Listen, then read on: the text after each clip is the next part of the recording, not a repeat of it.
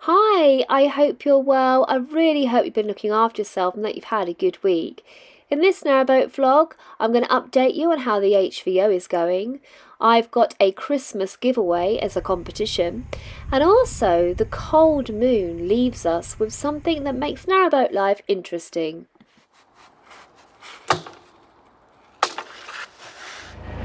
So we need to get water, we need to empty the rubbish, and then we need to find somewhere with good internet because the internet wasn't very good here. So that we're all settled for the week.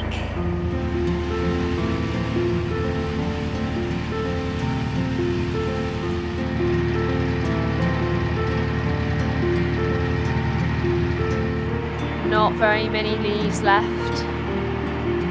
Everything's looking really wintry now. Even though we're not travelling that far today, there's bound to be some adventures, but also it's a good opportunity to catch up on some of the things that I have mentioned in previous vlogs.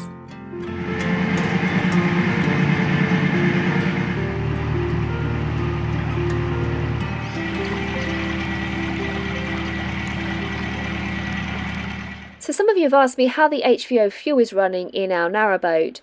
If you don't know, in August time we took delivery of HVO fuel, which is a fossil-free paraffinic fuel made from 100% renewable materials.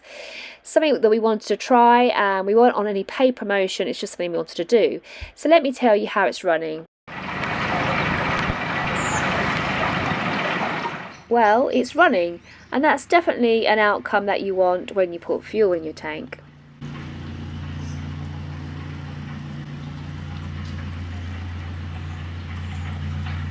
If anything, I'd say that it's slightly quieter than it was before.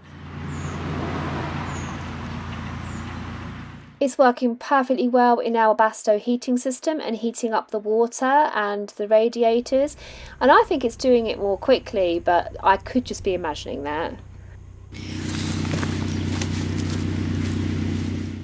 About a month ago we had an engine service and everything was fine, apart from we had a sample of our fuel taken and there's sediment at the top and the bottom.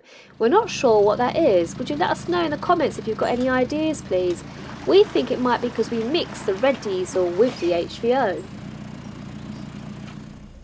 I think the biggest downfall is the price. It's on average £2, up £2 plus really a litre. We paid £2.20 for our fuel per litre, which means it's really difficult to afford, and we're having to tighten our belts in order to put it in our tank. So you can watch this space, see if any other disasters unfold. Hopefully they won't, and we will continue to use it.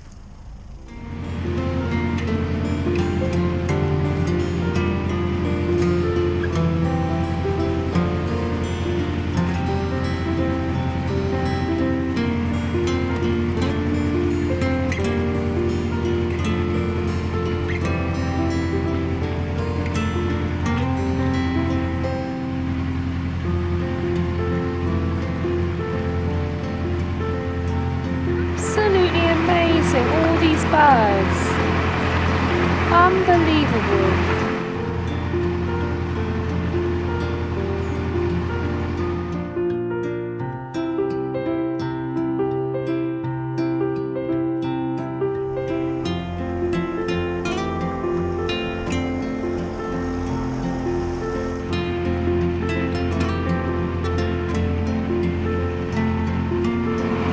So we're approaching the first lock, and we said we'd wait for the couple back at the water point and share the locks with them.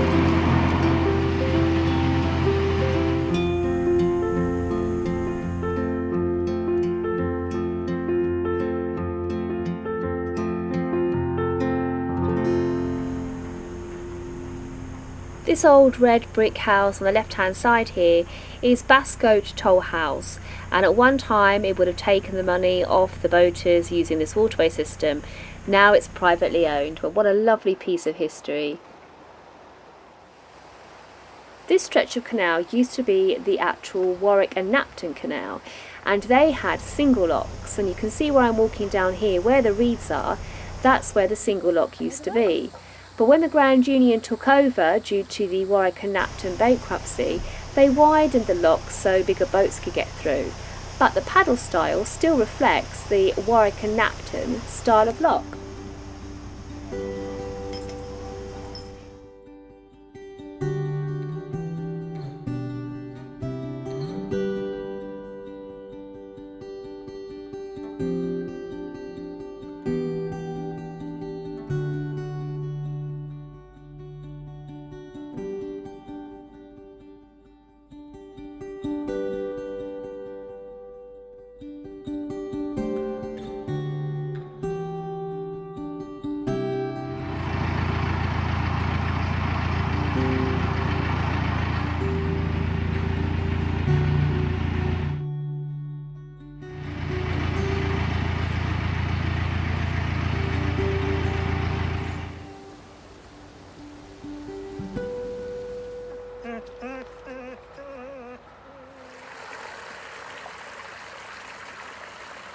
So gentleman there, local, stopped to help us with the gate. It's very kind of him.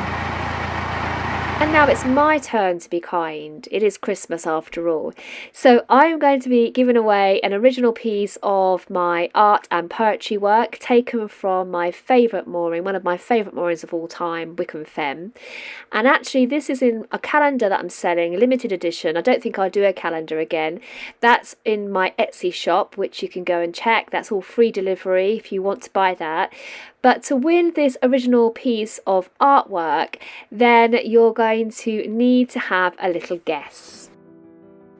This year I painted one side of my narrowboat with a daisy, so what am I going to paint on the other side of the narrowboat? It's not going to be a daisy. All you've got to do is have a guess, let me know what you think it is in the comments. If I get multiple correct answers, I'll put you into some sort of random selector and I'll let you know next week. I'm not too sure about this bridge. I think it's obviously to do with the works.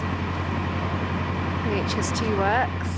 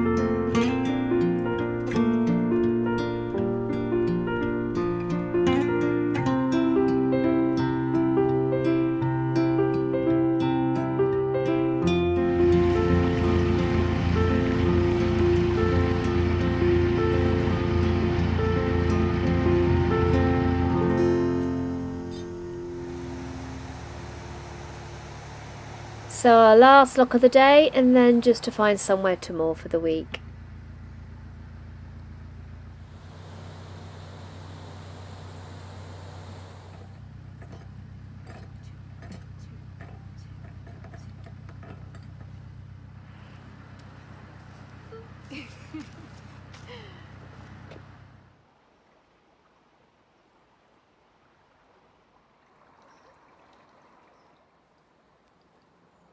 We are going to Offchurch, so we're going to be turning off left in a minute, up a path. That's a beautiful view. Rain stopped. So we are off to Offchurch, which apparently is named after the Anglo-Saxon King of Mercia, King Offa, and apparently he founded the church there, so I'm quite excited to see what this village looks like.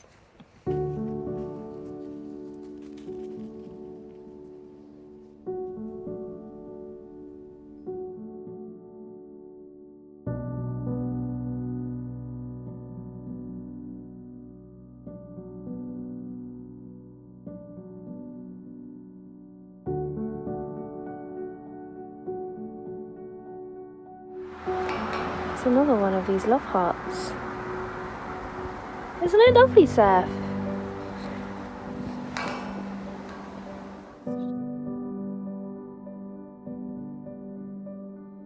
We have to climb up a steep hill to get to the church. Really pretty houses here.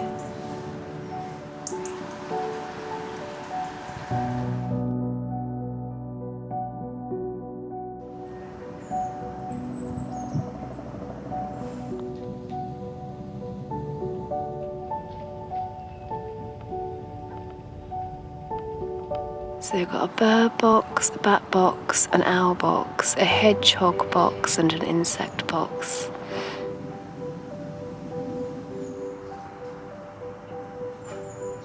Beautiful. Let's go inside.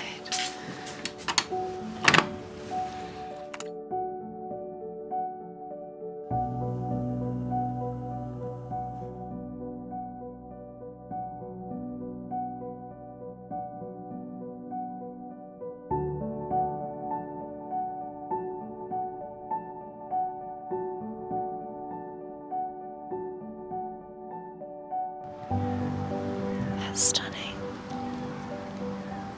Absolutely stunning.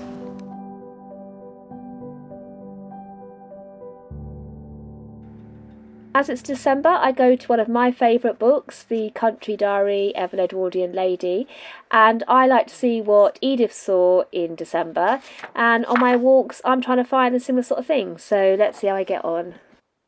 Ivy.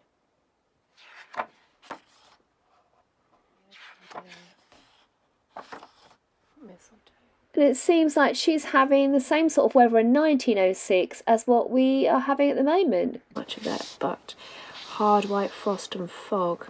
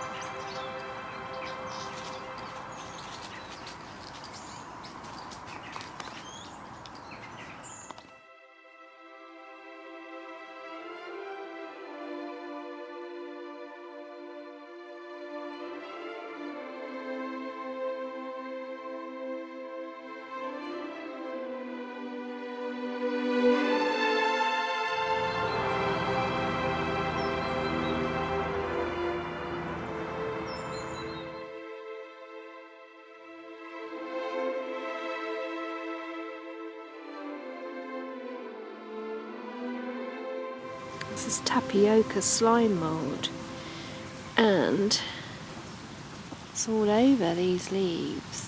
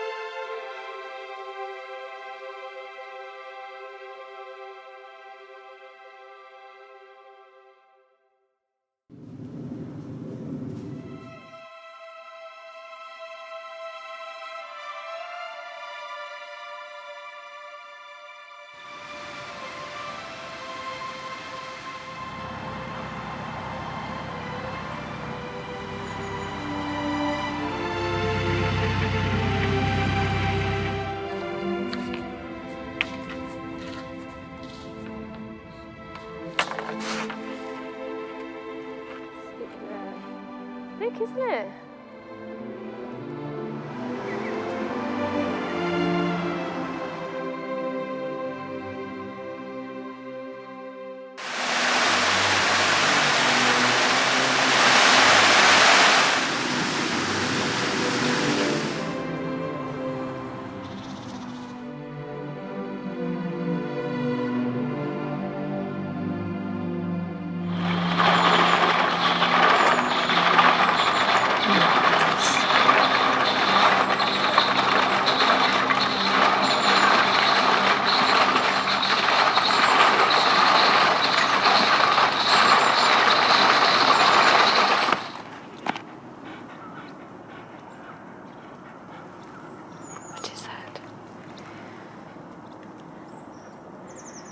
Should we leave it? No, okay.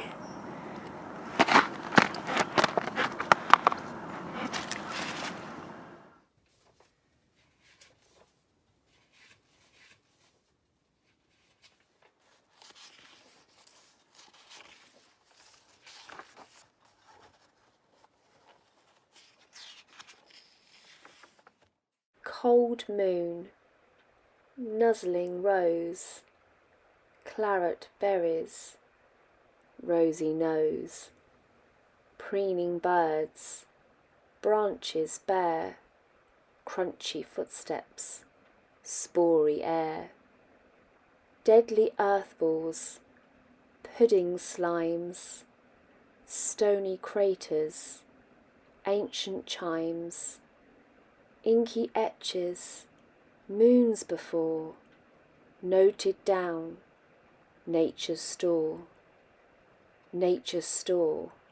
sketched away, here on December's day, holes rasp, ice cocoon, frozen under cold moon.